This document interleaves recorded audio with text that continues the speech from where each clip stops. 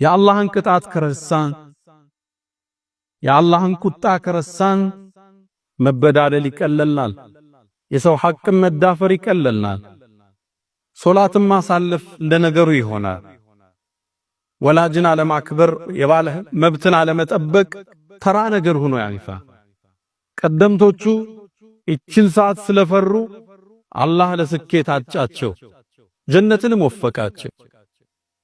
እቺ ሰዓት እቺ የአላህ ቅጣት ሁሌም አይናቸው ፊት ለፊት ነበረች።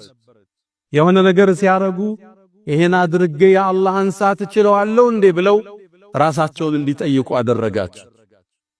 ሚስት ባሏ ወደ መርካቶ ለንግድ ሲወጣ ከኋላ ጠርታው ባሌ ሆይ የዱንያን ረሃብ እንችለዋለን የአላህን ሰዓት አንችለውምና ሐራም እንዳታመጣብል በሚል ወሲያ ትልከው ነው።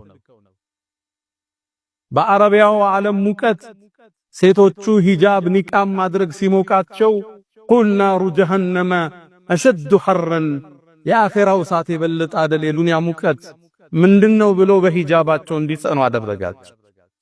የአላህ እሳት አይናቸው ፊት ለፊት ነበር። ሰው ሲበድሉ እሷን ያስባሉ።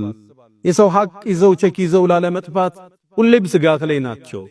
የሰው ሐቅ ይጀበድ አላህን ሲገናኘው ቅጣቱን አልችለውም ብለው እንዲሰጉ አደረጋቸው። አዎን የአላህ እሳት ጀሃነም የካህዲያን ማረፊያ ነች። አላህ ጀነትን ለባሮቹ ለሙእሚኖቹ ሲያዘጋጃት ጀሃነምን ደግሞ ለአመፀኞቹ ለበዳዮቹ ሰውን ላስለቀሱት ሶላትን ለራቁት አዘጋጃት። ቅጣቱ ደግሞ የከበደ ነው። አስተሳሰሩም የከበደ